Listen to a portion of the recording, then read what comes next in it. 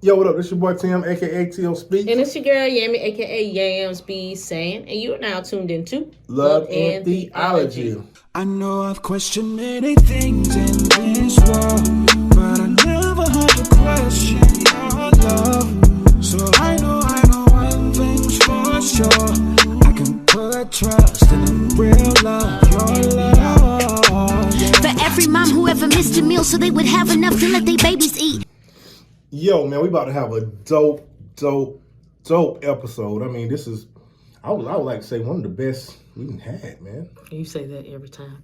But we did have an amazing conversation. I'm sorry for those of you who are watching if like my handheld is kind of like switching up a little bit. That's okay. It gets a lot more stable than a little bit. But we did have an amazing conversation with Kristian and Pamela Smith, Pammy and Kristian Smith. Yes. Basically, we got to know them on this podcast, and we would love for you to join us in learning about their journey. They are amazing leaders in for TFC. And they also host a podcast called Holy Smokes Podcast. It's a dope podcast. Check it out. Make sure you check it out. And most importantly, they are super dope people who are working towards helping to help us all be free. So we definitely want you to engage. We want you to show them some love as we introduce to some of y'all and maybe not introduced to others. Pamela and Kristian Smith. Peace. That's all you got? Hey, no, actually it's not, man. I believe, like, even after you see the podcast of even after you see them on our podcast, go and check them out, because one thing they're doing is challenging the way you think and see God and see yourself, which is so liberating. So just allow them to preach to you, to nurture to your soul, and just so you can see yourself if you haven't, in a way that you have never seen yourself. So I think it's very needed. So it was really good. Check them out. All right. Yeah. Bye-bye. Hey, y'all. Hey. Hi. Saints of the Most High God. Oh, we already starting. Bless the Lord. Don't entertain him. Don't entertain him. I gotta carry it on. Let's go. Oh, now. How are you guys? Good. How you? Good. Y'all look so nice. I know. Look, thank you. Y'all do too. Trying not to look like what I've been through. So you know. My God, huh? Listen, you know, I had to put on a lip just for you because I was like, I was not feeling. I had to put on several things for you, okay? Because I was looking mighty low. Oh, good. And we appreciate you guys for hopping on with us after we rescheduled and scheduled and rescheduled again. We appreciate the invite. Yeah. I'm so excited. I mean, y'all minds are like be blowing my mind when I be hearing y'all talk. I'm like, Jesus Christ, this is good. I be blowing my own mind when I hear it back. I be like, I said that? It already came back. I heard something you said on the podcast, Miss Pam. I was like, not Miss Pam, though. Jesus, Ain't no telling. Ain't no telling what it was. But I love it. I love all of it. Thank you. So we'll do this as an intro. We like backstories. So before we kind of get into the nitty gritty of like how you guys process kind of your businesses and all that stuff, let's get to know how y'all kind of connected. Like, what's the tea? How did y'all meet? You know, was it I don't know if you want all that tea. We're here for all of it. Huh? There will be some people exposed if we gave all that. We're going to. We met at church. We sang on the praise team together for years. For what? Maybe about, I don't know, like 3 or 4. Yeah, about 3 or 4 years. We sang on the praise team together. So that's how we got. That's how we met, and then our personalities work really well together. So we, you know, it's easy to be friends. I think we might have been sat next to each other a few times. So tenor, soprano, alto, what? Now, do I sound like a soprano? Yeah, let me tell you something. I will sit here and join the choir and tell you all day I am alto, and I know I got a high voice. So I don't. I am a low alto first tenor. That's me. You stuttered. I don't believe it. Nah, it's true. It's for real. It's true. For real. That's my natural. If I start singing something, it's gonna probably be tenor. And we've been delivered from Black gospel singing. Listen, Not gospel music, but gospel music be hot in the mud. you know gospel choir singing back in college. You know.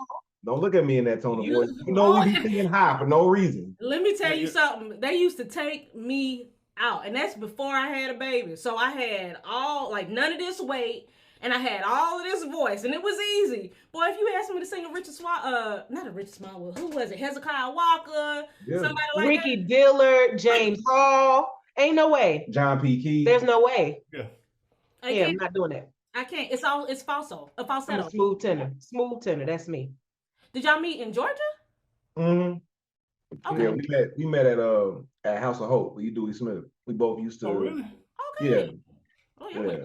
We were both a part of the praise and worship team there, and that's where we met. That's where our relationship started, and then as we grew, we started moving around until we landed in the space that we're in right now, which is the faith community.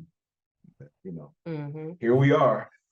No, I mean, but okay, so I love that your kind of origin story is founded in the church. A lot of people, I think that, especially with deconstruction theology in general, that it's kind of like, let's go ahead and scratch the church in general. Like, we don't like it here. It's ghetto. We don't even want to come back. But what you guys are saying is that the foundation of how you even developed your love story, which would eventually turn into a love story for the faith community, was founded and rooted in church. Oh, we church kids. Absolutely. Ain't no doubt about that. We've never tried to deny it. I think one of the conceptions that we have to work against all the time is that people who deconstruct hate the church. Right. And in reality, it's our love for the church that causes us to do what we do. Yeah, it's the love for the church that we have that makes us so angry when we find out that a lot of it is, shallow and pretentious. Yeah. If I didn't care about the church, I wouldn't talk about it so much. Yeah. And that's one thing I love about y'all. Like when I hear y'all talk about the deconstruction or just allowing people to rethink the way they see theology, right? How we've been taught, right?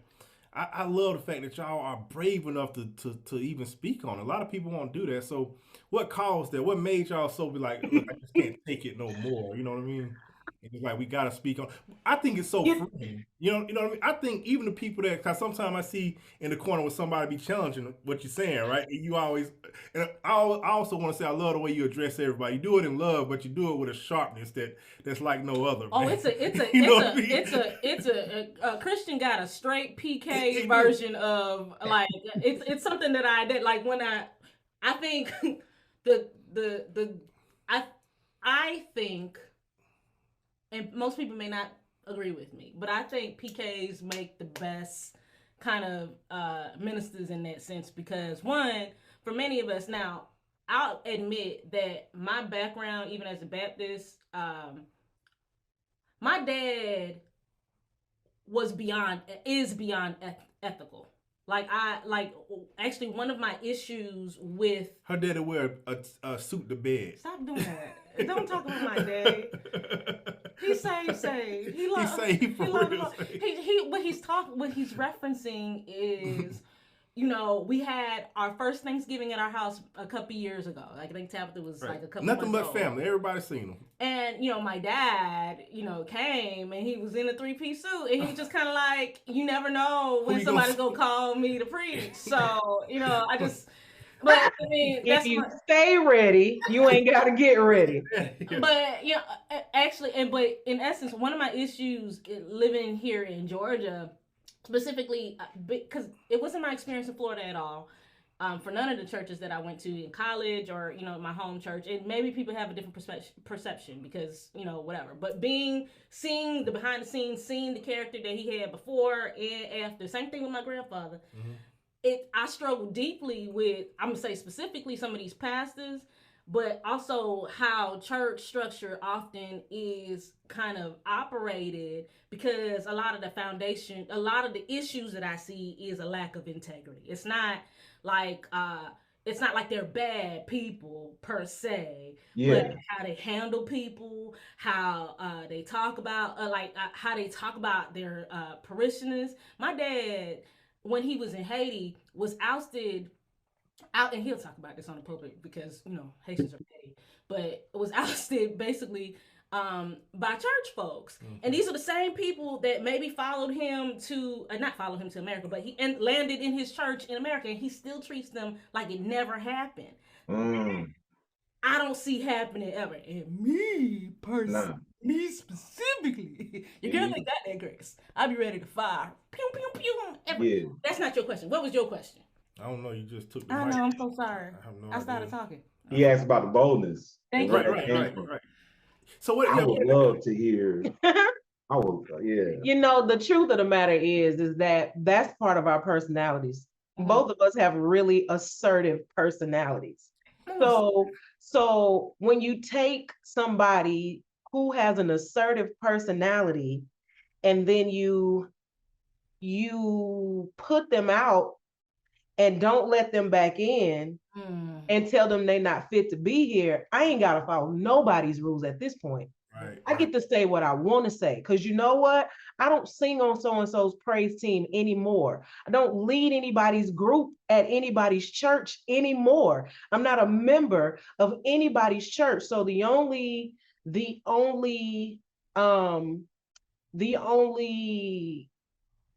image that I have to worry about is between me and God.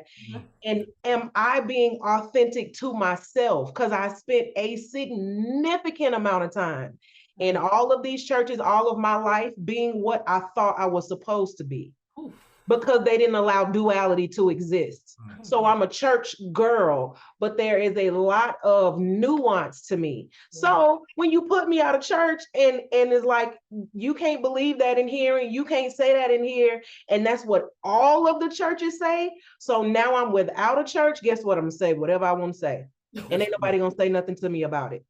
I think that's a great place to be in, honestly. I really do. That's where you live. I live right now. You live with fire. Yeah. And that's who she's always been. Like, she was the rebel as a kid in church. Yeah. I wasn't a theological rebel growing up. Like, my dad set a great example for me from the perspective of he thought outside of the box. So I had that example, but there wasn't anything explicitly in my faith tradition of origin that oppressed me. There were issues with the theology, but nothing specifically directed at me. The parts that negatively impacted me negatively impacted everybody. But as a Black male preacher's kid in the National Baptist Convention, that's the cream of the crop. That's you don't get any more privilege than that. Are you kidding? You a pastor's kid, and I'm a pastor's kid, and I could sing. What? Yeah. Right. So I had all these things working for me, and then I got to seminary, and I started having conversations with other people who thought differently, and I had to make this decision: am I going to lean into that, or am I going to reject it? And I chose to lean into it and at least explore it and learn. And the more that was uncovered, the more I unpacked, the more I unearthed, the more I realized, whoa, we're doing people a lot of harm with some of this stuff that we're teaching. Yep. And when that became apparent to me, I made the decision, I can't continue doing this. Like, my peace is worth more to me than being accepted in an institution that I know is harming people. So I'll do what I can to bring awareness to that harm so that hopefully we can stop doing it. And in response to me bringing that awareness, I got shunned. I got ostracized. All of my standing invitations were taken away. My speaking itinerary completely dried up. And then the potential opportunities I had to pastor in already established churches fizzled. So at that point, it's like, okay, nobody's gonna give me a platform anyway. So I might as well create my own and say exactly what I want to say. And then the people who are drawn to it come ride with me. The people who don't like it, you weren't gonna like me anyway. Right. So let me just do my thing. And that's also the energy. The energy in our house is very bold. So I had to learn boldness in a different way because I'm a bold, ready to fight type of person, which is why I don't get in his comments. So like I had to learn what boldness looks like in this space. Because I'm a project kid. Like I grew up in the projects, and boldness looks completely different when somebody offends you, or when somebody tries to take your voice or tell you what to do or tell you how to live. When you are in ministry, your boldness looks different, especially in the ministry that we do, because I always say there are more people watching than participating. So I don't get in the comments and go off, because if I go off, I'm gonna drag you. So I'm gonna stay out of the comments. I'm gonna say what I need to say, and I'm gonna mean what I say, and I'm gonna be true to myself, because I believe God honors that. But he had that boldness before I did. I didn't know how to be bold in that way. I just knew how to be mad. It was like, watching the way Kristian does not care gave me an example of, oh yeah, we don't care for real in this house. We don't care. we don't care. No, we don't care. We don't care. We don't care. I mean, we do. We care about people. Yeah. We don't care about people's opinions about us, because that ain't our business.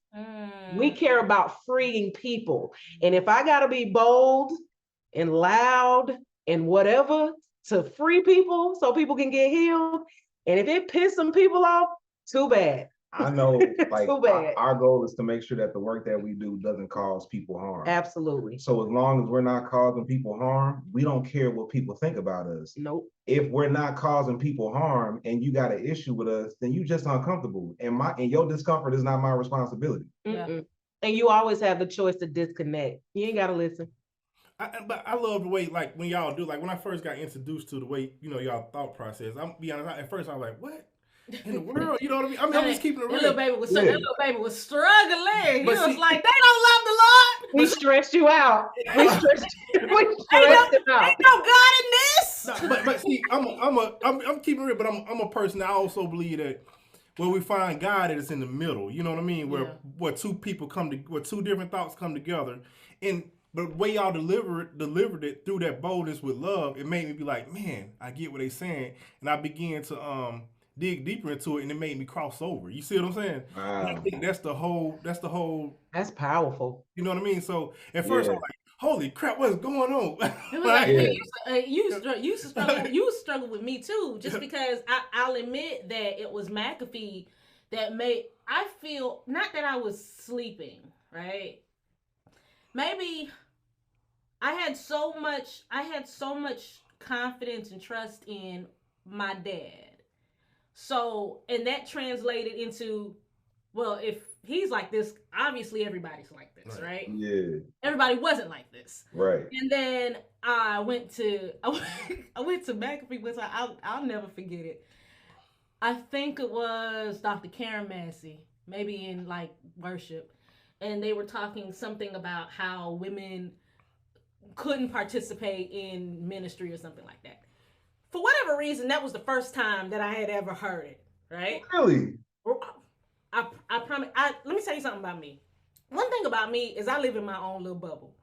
Like, I am a vault for people to have a conversation with me, simply because a lot of times I don't remember nothing you're saying. You might be talking to me and I'm just kind of making music videos in my head. You know what I'm saying? Yeah. So I'm like, there's a consciousness that allows me to be participatory, but also I just be over here. Yeah. So she says something like that. And then I sit back and I thought about it. I was like, well, hold on now.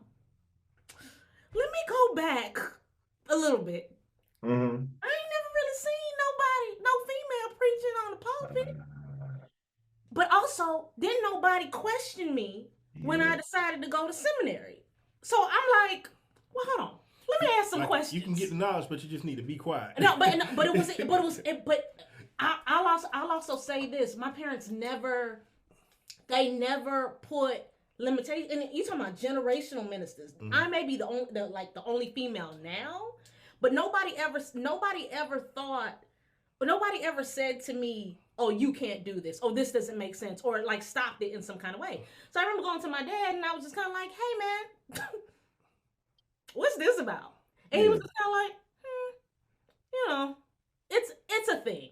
And he didn't move away from, yes, this had been, or I think I asked him, I was like, Daddy, had you ever questioned me being in seminary, like in a negative way, or thought that it wasn't appropriate? I was like, no, I never thought that. But but he was honest about saying that he felt like he thought that it might need to be a secondary discipline.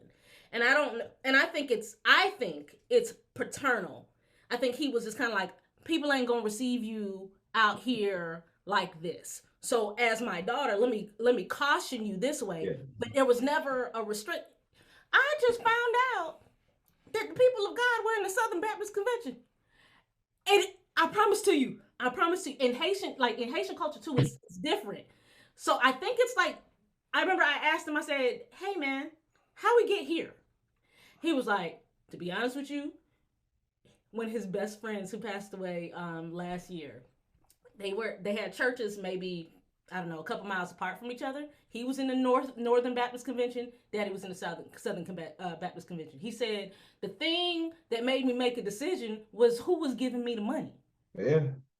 It had nothing to do with what their ideas was, because we was gonna do what we was gonna do over here anyway. And a lot of people, it was white people giving money too. So it's not like they were coming into trying to decode how to speak Haitian Creole to figure out what was being taught. Yeah. And, whatever. And my dad is very, very much well educated. So like, he has a doctorate and this kind of stuff. So he's very broad. But one of the things that he said, he was like, it wasn't as clear cut as we identified with this ideology. It was more so they gave us money to do what we needed to do, so we took it. And I was like, huh. But it was McAfee that gave me the foundation to ask questions. Permission. Yeah. It was or even the thought that, oh, everybody is not operating like how I've known things to be. I mean, I'm talking about, even when we talk about, because a lot of times when people talk about like domesticity or household structures or how things happen between male and female in the household or whatever, I never saw man is the head of household in my family. I saw two people working collaboratively to raise a family. Mm-hmm. So even when I come out and I'm like, oh, y'all was in bondage out here?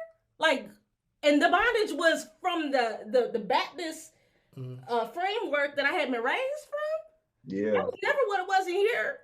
Y'all was like that out there? Like, it never dawned on me that people were literally living in bondage as the result of theology that they had been taught or conditioned by growing up. I think that says a lot about how we're raised in theological echo chambers a lot of times, for good or for worse.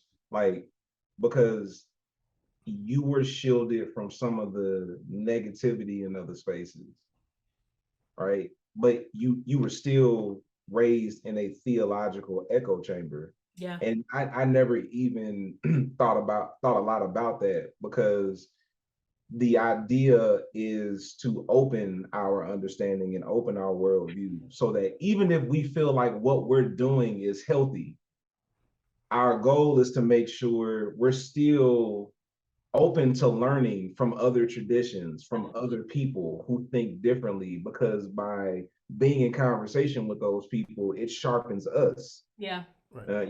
So it's like, we're trying to break that cycle of being raised in one place with one way of thinking, even if the way of thinking is healthy and positive. Yeah. Still want to be exposed to other ways of existing and thinking theologically. I mean, I agree with that, because like me, I often listen to Farrakhan. He's one of my I love Farrakhan. He's brilliant. A lot of people that I talk to that's in the Christian circle, like, oh, you listen to a Muslim, you going to hell. I believe God is sovereign. So we believe that because we love to say it, right? So if he's sovereign, that means that God can't be boxed in and God can use anybody. Shoot, You see, Farrakhan love black women more than these Baptist a lot of preachers do. Christians. You're right. Yeah. So And he preached Jesus better than a lot of Christians do. right. Period. Point blank. So that's one of my. I love talking to different belief systems. You know, because I believe that we can glean from everybody. I truly believe that. You know.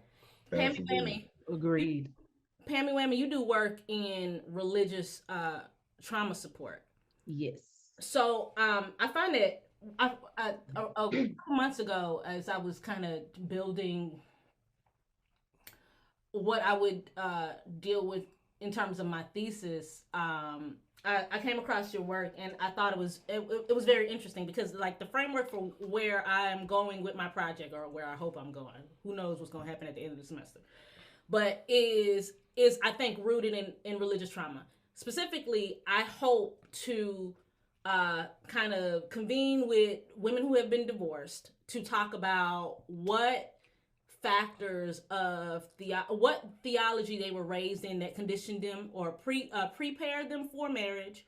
What was the catalyst that kind of broke them away from conventional norms of what marriage could look like, and how are they using that to help build whatever framework they decide to go for in the future, which is something that I hope you'd actually help me participate in.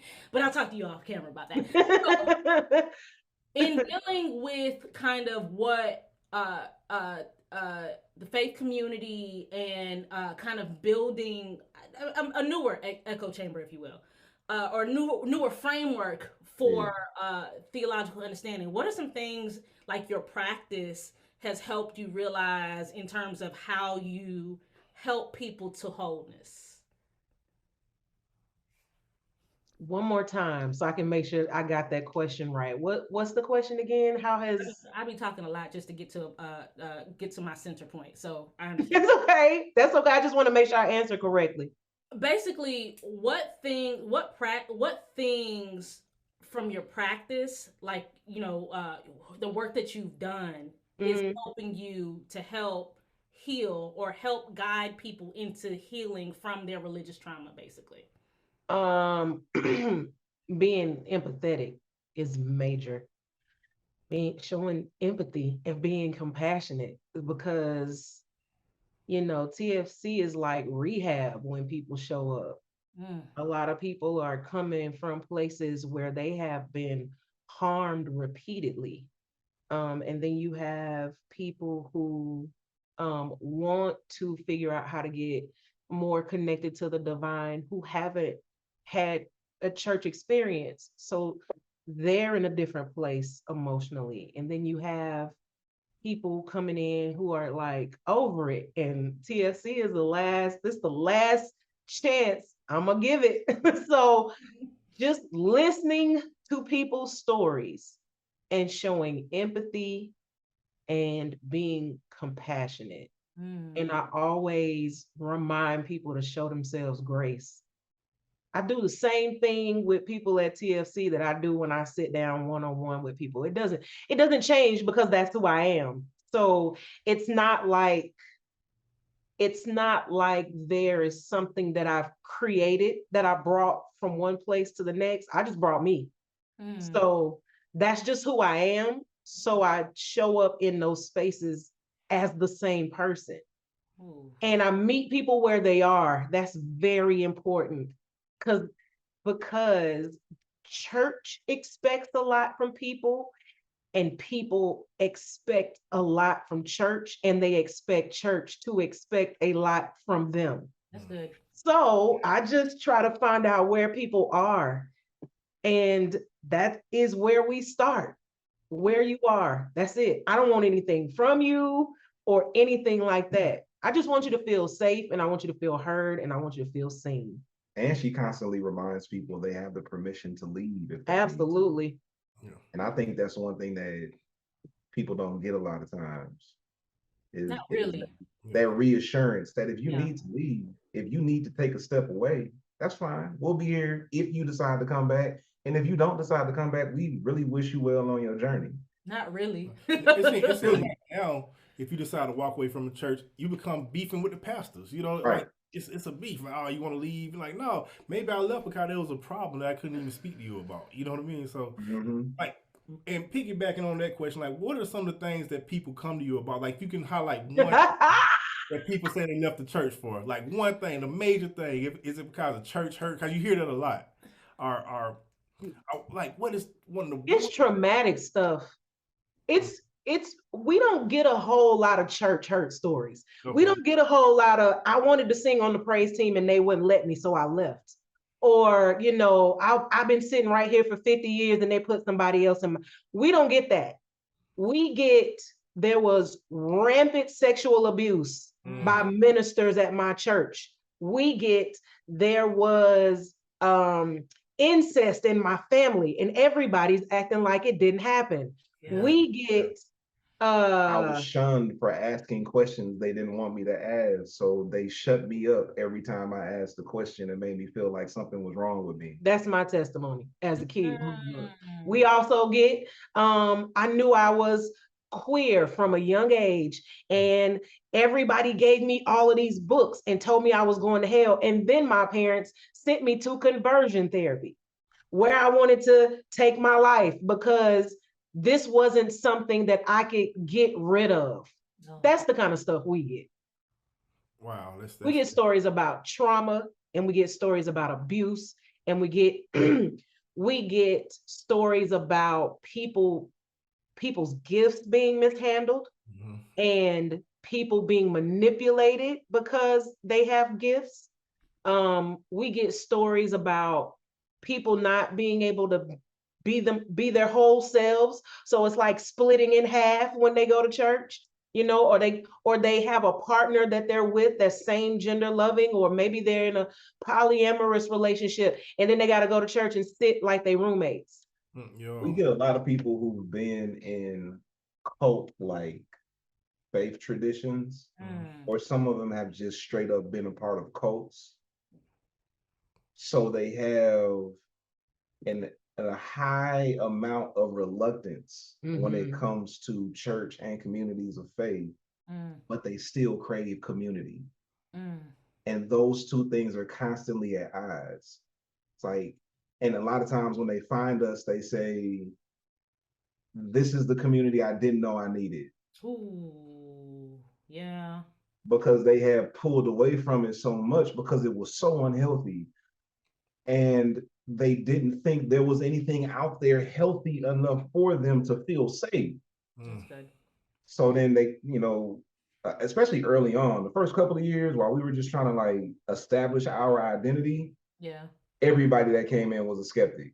It's like, and still to this day, we have people who are really active in the ministry, leaders in the ministry, who say, sometimes I still be waiting on the ball to drop. It sounds like something I would say, but I'm naturally suspicious too. So if I was a member of your church, it'd be like 10 years in, thick as thieves, eating Sunday dinner every Sunday, and be like, also, however, comma, it's like they'll be like, oh my God, this space has changed my life. I feel so connected.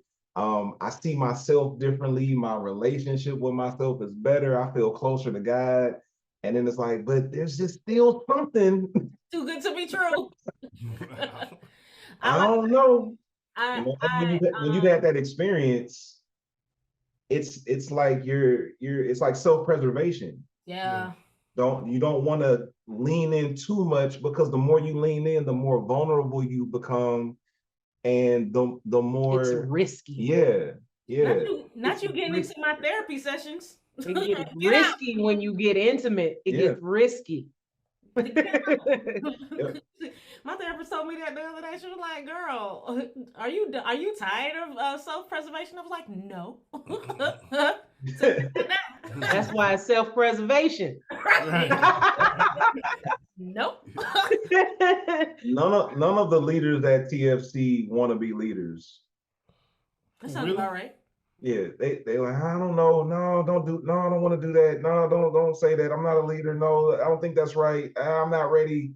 The only person in this relationship that actually believes that they're called to leadership is Tim. I get it.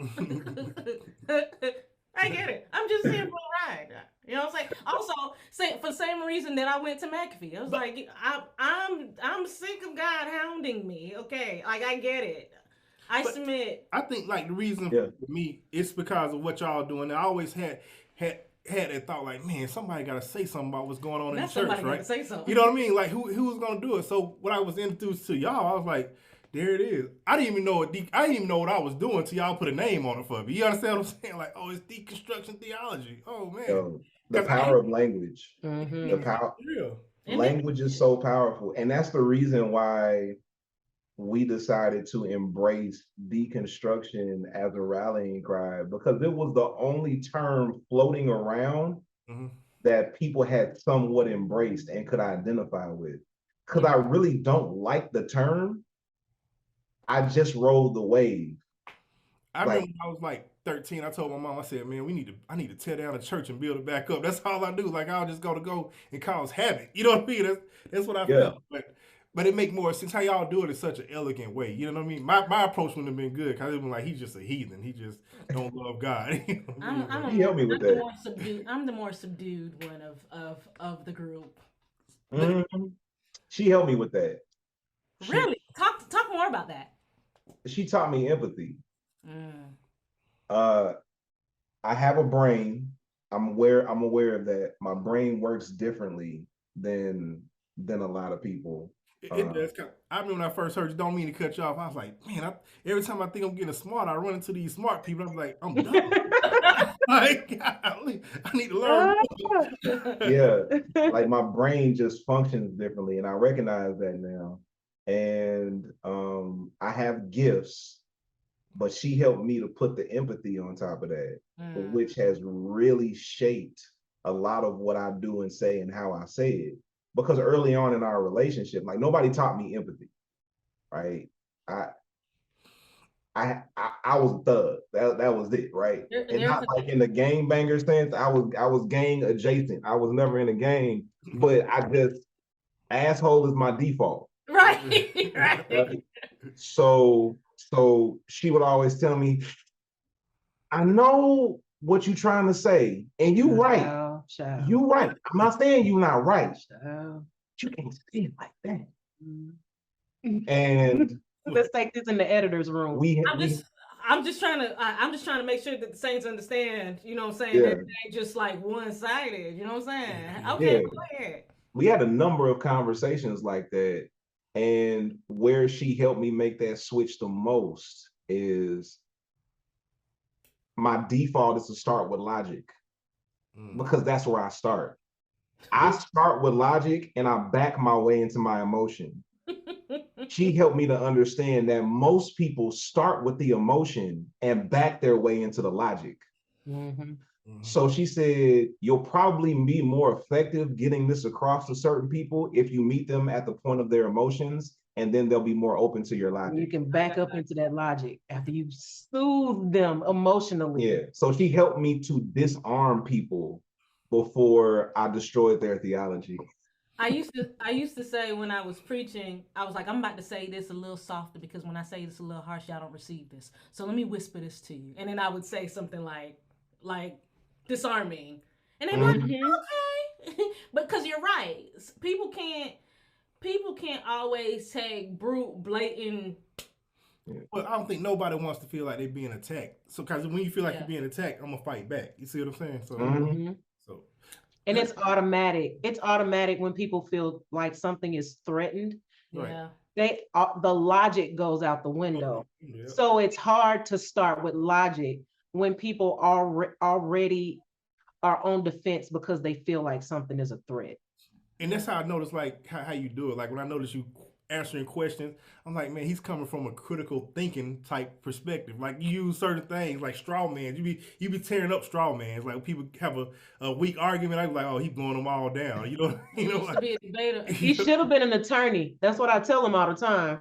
I call him Johnny Cochran Jr. all the time. Because he could have been and not a defense attorney, a prosecuting attorney. Oh yeah.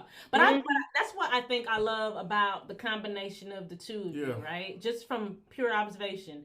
nobody knows this, but we don't know each other from, Adam per se. Y'all came into kind of the Love and Theology room with some good energy and some positive vibe, but what you also portray, I'll talk from when we visited the church. It was palpable, the love. And I'm not saying that in a way to kind of boost you up. I'm saying that we came in, you know what I'm saying? I think for the anniversary. So just really on some support shit, Yeah. And it felt comfortable. It felt home, even for our kid. You know what I'm saying? Who That's great. She main one suspicious of people. She be like, I can come back here. That's what she said. I love it. That's what she said. Yeah. Yeah. You know what I'm saying? And I love that you guys operate as a safe house. Yeah. And I believe like y'all voice needs to be heard throughout the world, because even the ones that's fighting against it, they need it too. They just don't want to admit it. I believe that. But that's why You understand what that's I'm also saying? why they're also participating, right? It's like what Pamela and Kristian was saying about how you laughing about how they're watching, and a bit of their like Grinch-like heart is chipping away piece by piece, but they're also fighting against it, which I think is a normal reaction to something that is different from what you're used to. You know what I'm saying? That's what I work part-time for a brother that's into helping to deconstruct like white supremacy and stuff like that. So he does that in the church space or whatever. So and a lot of the issues that we come across with people ethnically is that they're not bad people, but what you're doing is tearing up what they have known and identified as self. Absolutely. So because they've adopted this persona as who they identify for themselves, when you come and you say, "Nah, bruh," they're like, "Well, hold on, hold on." Okay, so I'm not going to just say I disagree. I'm gonna fight you, and I'm going to give you fake pointed arguments to support how I'm fighting against what I'm also fighting towards, which is freedom. Yeah. Like to the point that you guys were making about how you guys function as a unit and within the church construct. That's my goal. My goal is to help people walk into their freedom, because to your point, if we're always quoting, what's the Bible verse about being free indeed? We say this stuff, we sing it in songs and stuff like this, but we don't live this thing. What we do is we put people in bondage and we say, no, the freedom that I want for you is this, in this right here. It's even when you hear people fight against what they say, I'm more relational than it's more what they say, relational than spiritual, not religious. Yeah, that's what. Yeah, so I was talking to somebody. I said, "Look, here's the problem, man. I don't even think it's so much that religion. Because what happened is, when they say I want a more relationship rather than religion, they still go back into the same ideologies of the church and still do the same thing. So I'm like, it's not the relationship; it's the thought of the church, what's going on, the stuff that they believe in, the things that's going on. That's the problem. So they still not deconstructing that, because they fall right back into it by just saying I want more of a relationship. I'm like, no. You need to stop the way that you think and the way the church handle people. That's the problem. The way you want a relationship is still religious. So, right, exactly. So you're still in the same box. People have to figure out what grounds them. Yeah. Right. And when you're in church and rule keeping theology, popular Christianity, usually you're grounded in this idea of biblical authority. The default question is, well, what does the Bible say about that? Right. And on our podcast, Holy Smoke, Cigars and Spirituality, every show we tell everybody we got one rule for the show, and that's that we honor each other's lived experiences. That's good. Because in popular Christian spaces, the authority of the Bible trumps the lived experiences of actual humans. So we have flipped that on its head, and that's rooted in the greatest commandment that Jesus gave us: love God, love your neighbor as yourself. Yeah. And a part of that that people generally leave out is yourself. Mm. I mean, people will fight me about loving yourself, and I'm like, but don't you follow Jesus? Jesus expects you to love yourself so much that he didn't even command it; he assumed it. Mm. Wow, I never looked at it that way, but you're right. You're right. About you being a Christian but not following Jesus Christ. No, but I get it. I get it. What I want to move into is a discussion, because a lot of the stuff that y'all kind of deal with and talk about is also you giving me time. Mm-mm. You sure? I'm just keeping us on track. Okay. Somebody got to do it. I Huh? mean, I'll keep you all night. She will. I want to move into how you guys decompress from the experiences of how you guys are experiencing kind of people in this space, because yeah, you guys function in your individual practices, the TFC and what have you, but also social media is a big the one of the largest tools, I think, and you can correct me if I'm wrong, that helps catalyze Bridge the gap. or bring more people awareness. When you do social media is, for all the great that it is, it can also be Traumatizing. Taxing. So in all that you guys do, what are some things that you guys do like with each other to kind of decompress, I guess? How do y'all still love on each other? Can I get to the yams? We put each other on the schedule. Mm-hmm. We schedule vacations, we schedule dates, like literally put it on the phone, on the schedule, block the time out. Like, we go to the movies randomly during the week. What else do we do? And the pandemic has given birth to workations. Yeah. So a lot of people have this misconception about us that we have a lot of money. No, we do not. We sacrificed a whole lot of money to do this work. Yeah. Oh, wow. The beauty of it is God has surrounded us with some really great people who care about us, who give us opportunities that we can't afford. Mm-hmm.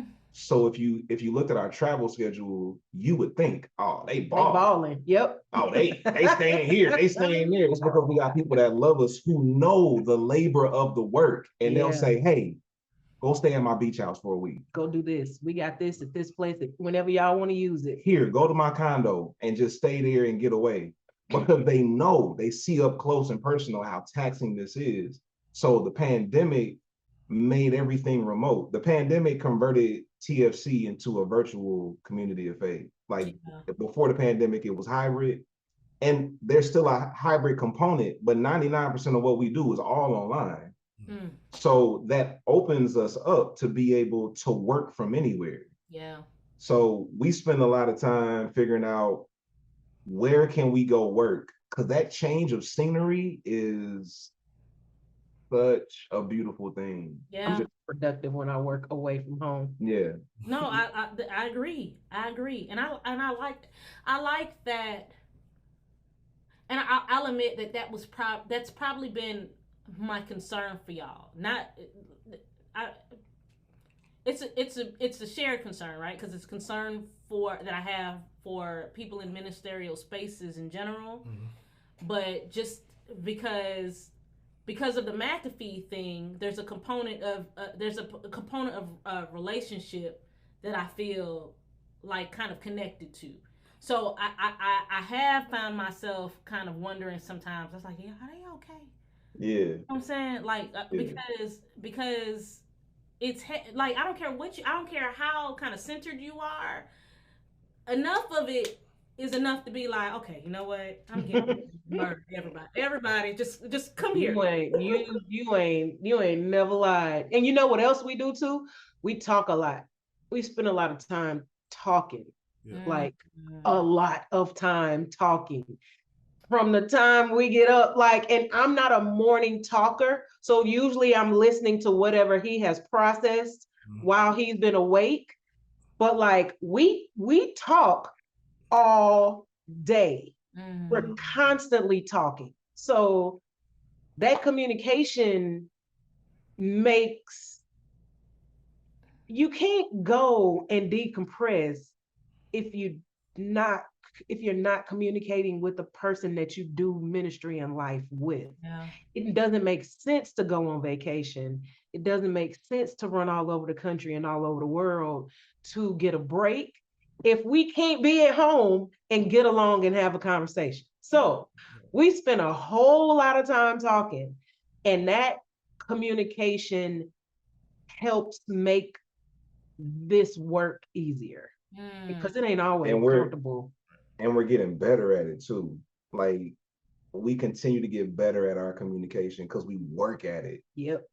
Because we have drastically different communication styles, so we Yep. have to learn how to communicate with each other. That's good. So we do a lot of processing of our emotions with each other. We tell each other how things made us feel. And I mean, just the other day, Pamela said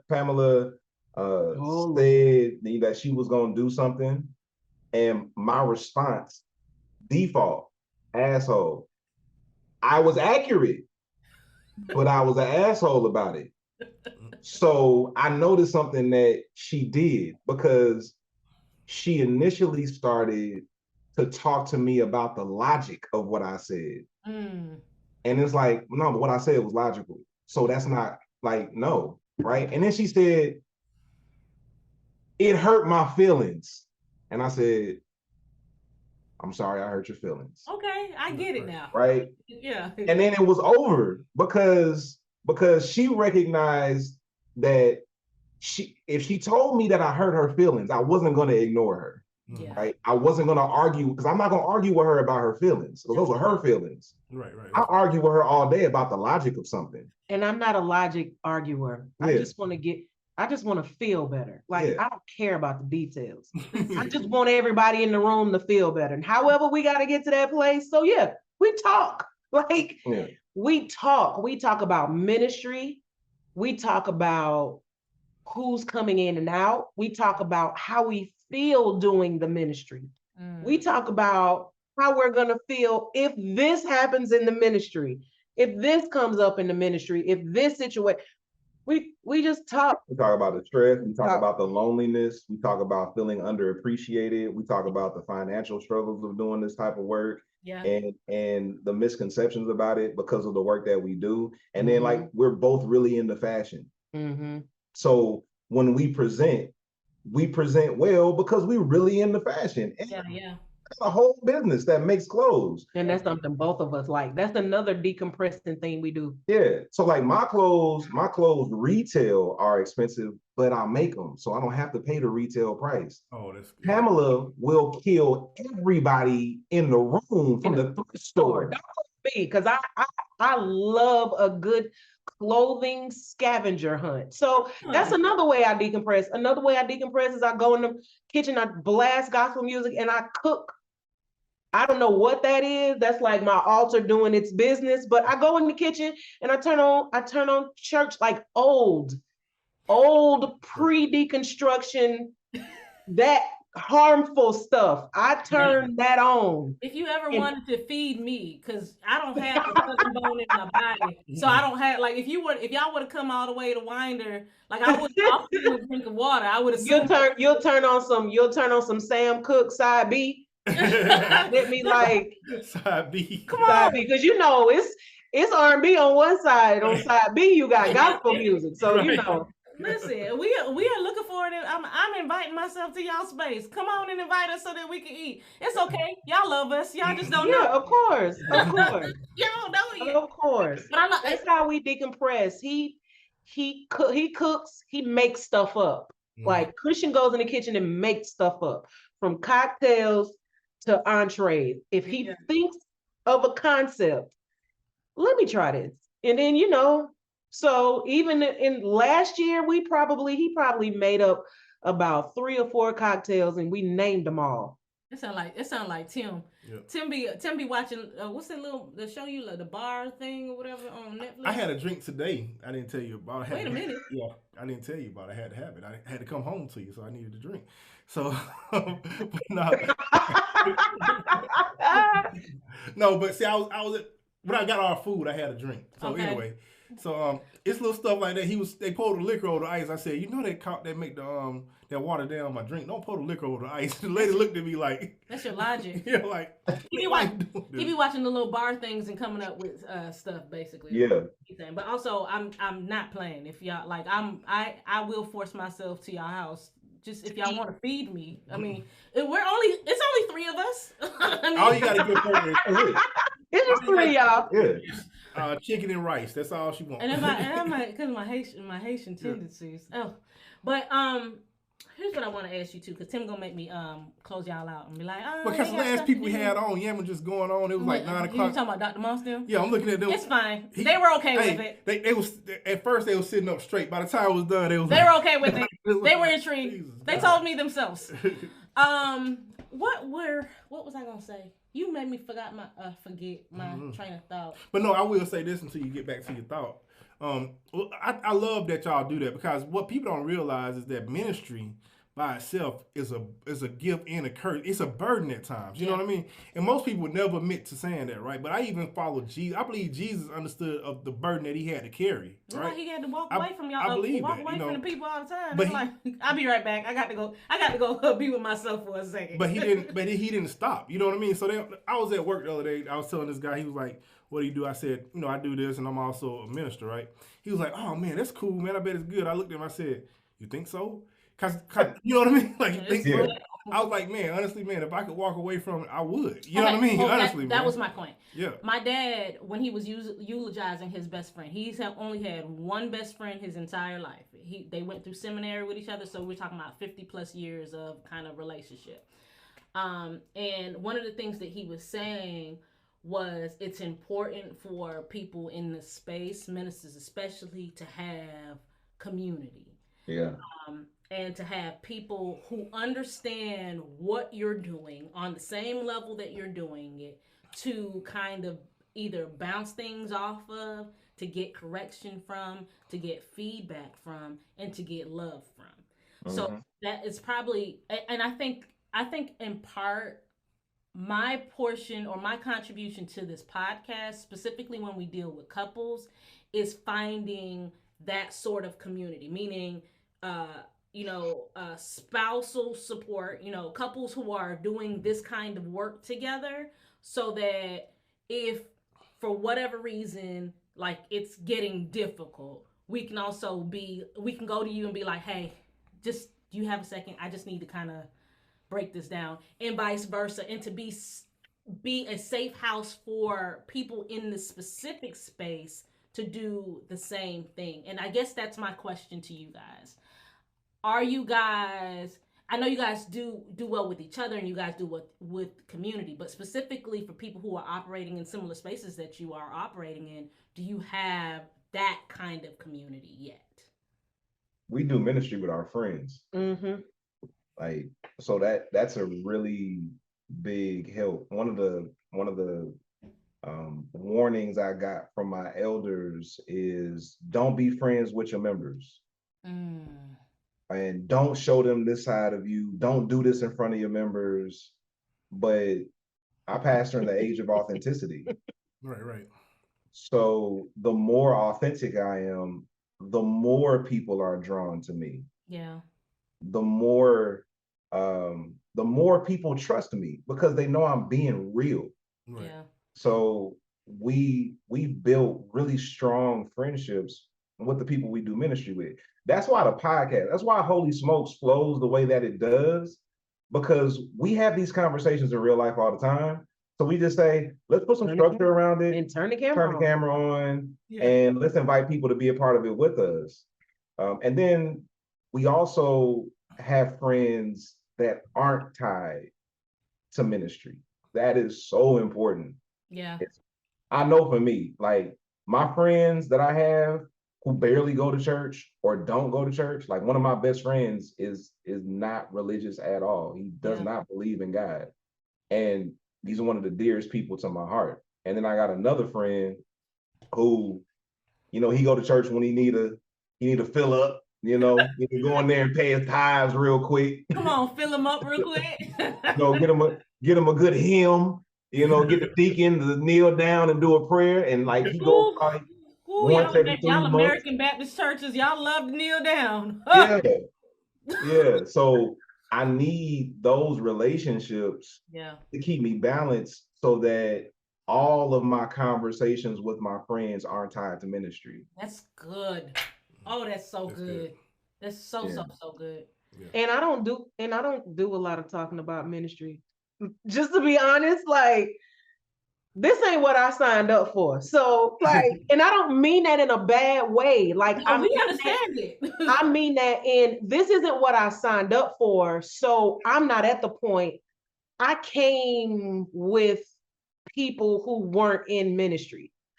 I'm skeptical of the people in ministry. Yeah. You know what I'm saying? Like I am, if I wasn't in leadership at TFC, would be somebody sitting in the pews at TFC. So that doesn't go away just because I do therapy and work with religious trauma. Like, I am more skeptical of connecting on a personal level with people in ministry because I don't believe y'all. I don't believe y'all. The same way people come to TFC and don't believe us, I don't believe church folk. I don't believe y'all. I don't believe y'all. And that's why we have to be as authentic as possible because you used to get people to be a part of your ministry by scaring the hell out of them. Exactly. Yep. You used to get people to be in your ministry because your choir was phenomenal, or your preacher hooped, or y'all danced half of the service. You used to could get people with that. Not no more. No, you can't. Not when you're dealing with people that's been traumatized in them same spaces that feed them, shout with them, pray with them, baptize them, choir singing phenomenal, the pastor hooping his ass off, guess what? And trauma still happening. Right. So when you come to our church, we got to draw you with authenticity because that other stuff that used to draw us, we don't trust it. Yeah. You don't trust it. I don't trust that you telling me the truth. I don't trust that you really believe that. I don't trust that when you leave this space that you don't get in your car and turn it to somebody else. Right. And unfortunately, I really believe that most of them do that. They turn to somebody else. I truly believe that. Not unfortunately. You know? We've seen it up close and personal. That's how we know. Exactly. You know? Yeah. We've seen it. So we know. And I saw it very clearly as I began to evolve theologically. Mm-hmm.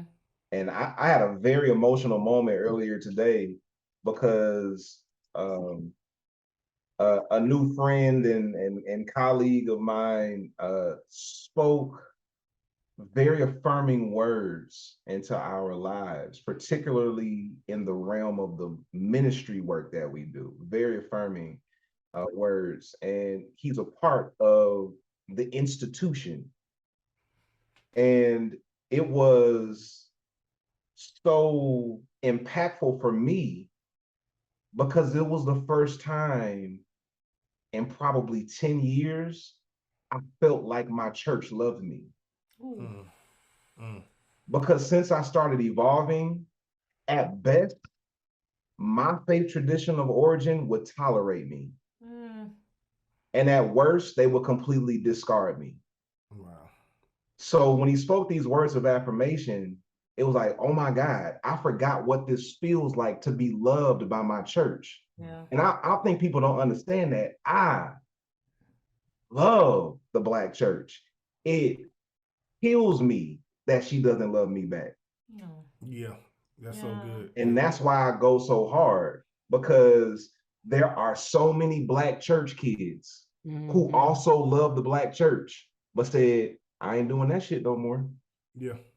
Yeah. So we wanted to create a space where we could show up authentically and not have to lose ourselves in order to be a part of community. Right. So we are all unique individuals who maintain our individuality within the context of community. That's good. And showing up as ourselves gives people permission to show up as themselves. That's true. Because that's why I have such a reaction to that first lady word. It's like, You see how I use it? ooh, Yep. tomatoes, Tomatoes. tomatoes. Because like I listen to trap music while I work. Like we dropping off weight on the way to the church. I might not turn it off till I park my car. You know what I'm saying? I She a drug dealer I around cuss here. a lot. I Yes, listen to Tupac before I get up and preach. like for real. Like, like It put me in a the different space. the perception that you have in your head, the perception that a lot of us had in our heads growing up about what our church leadership was supposed to be like is because a lot of them got in front of us and were fake.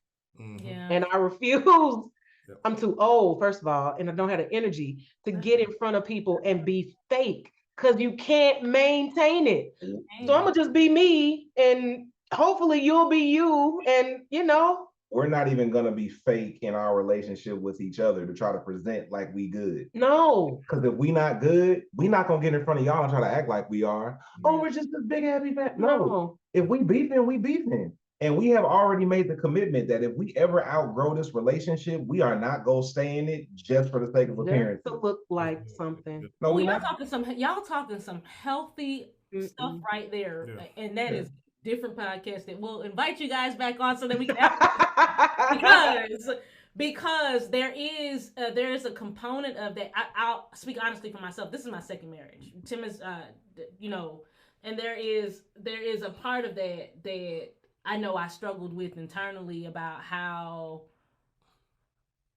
even to the point of like this gotta work because if this don't work then people gonna know it was my fault last time too, that kind of thing. But also how debilitating that is, how much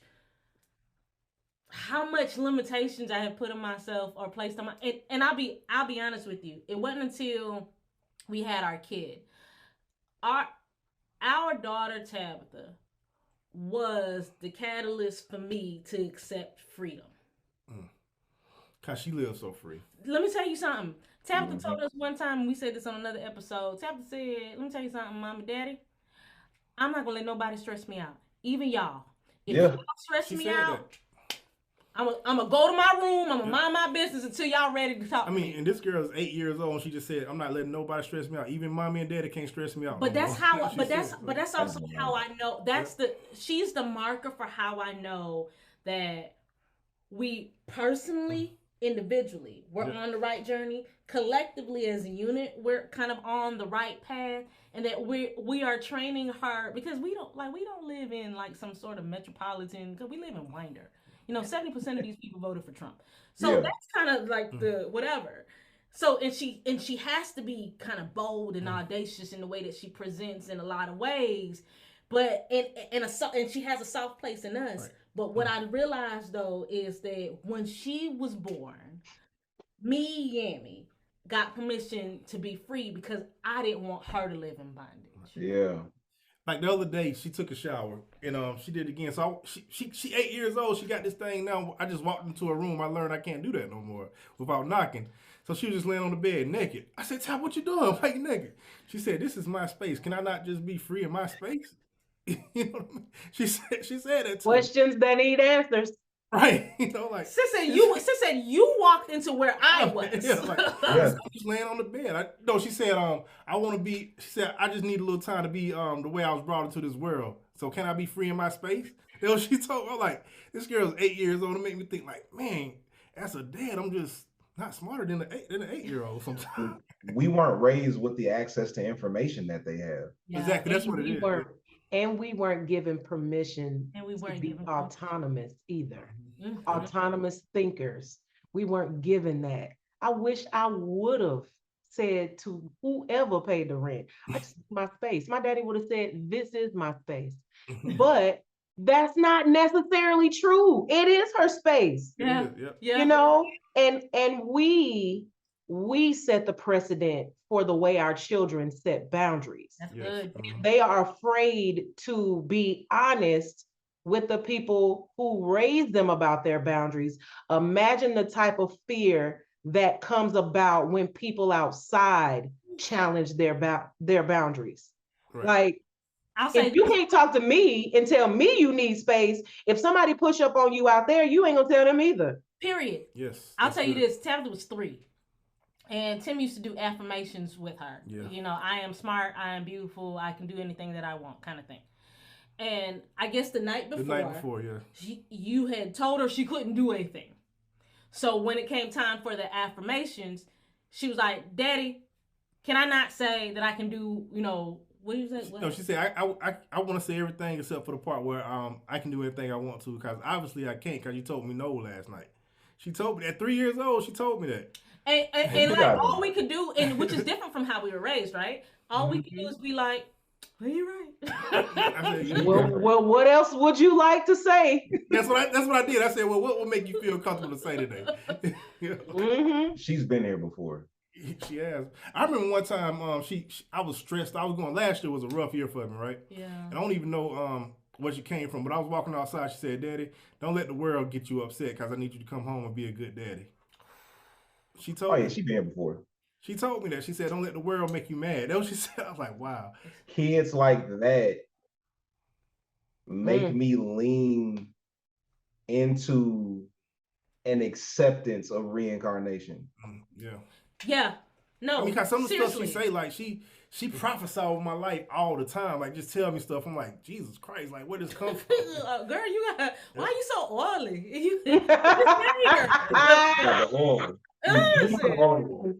Okay, Tim gonna point to his clock one more time. So we gonna end this real quick.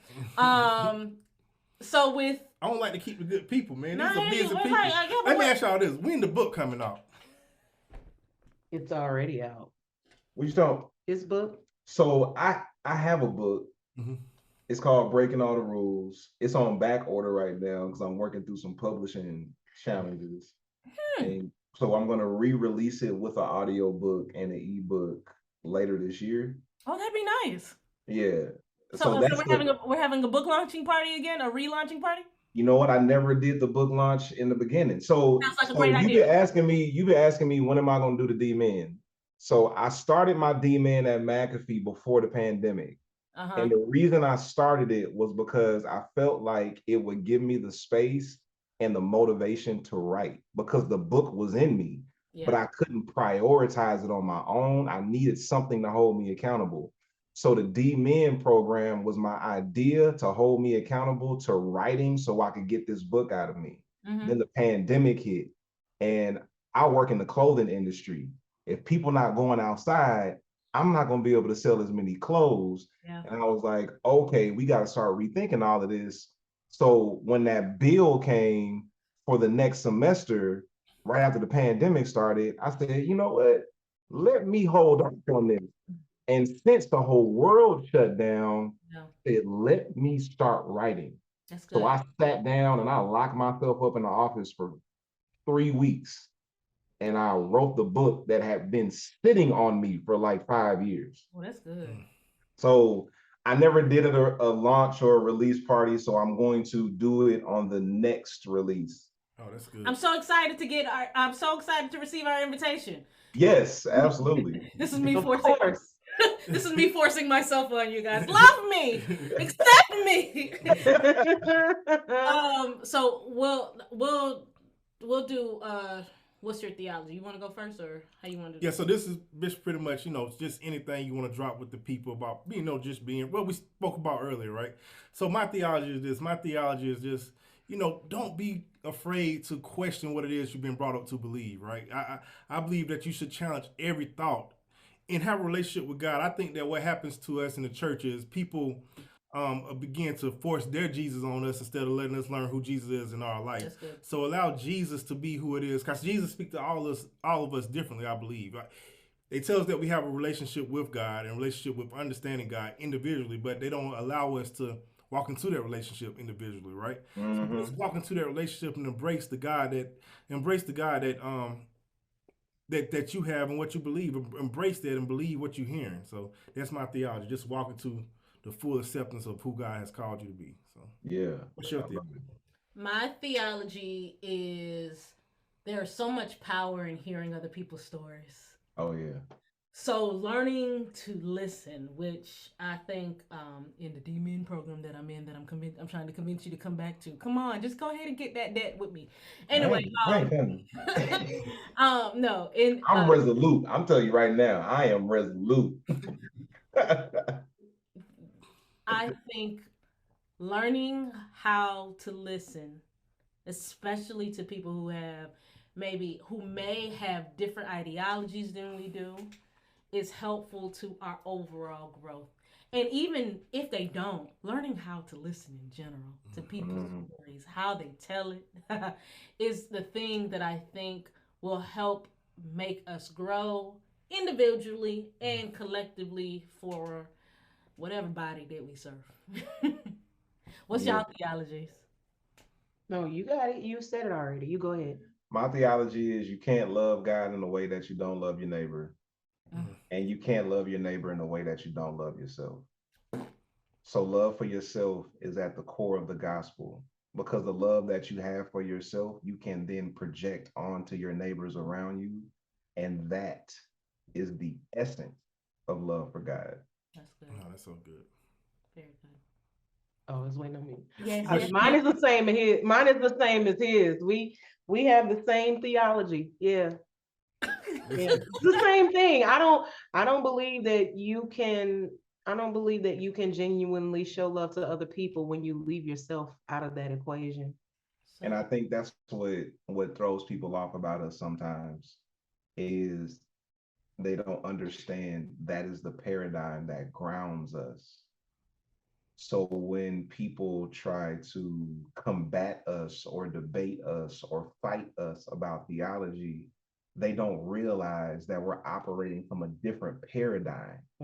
So they're arguing with us based on basic assumptions that we don't share. So before you can argue with me about theology, we need to address what assumptions you bring into this conversation. Oh, that's so good. Yeah. Because the assumption you brought into this conversation is, well, when I hit them with a scripture, that's going to settle the matter. Like, nah, that's just starting the conversation. Right. We just beginning. Yeah. Beautiful. Thank you guys so much for cut. Oh, seriously. I know I've questioned many things in this world, but I never had to question your love. So I know one thing's for sure. I can put trust in a real love, your love. For every mom who ever missed a meal so they would have enough to let their babies eat.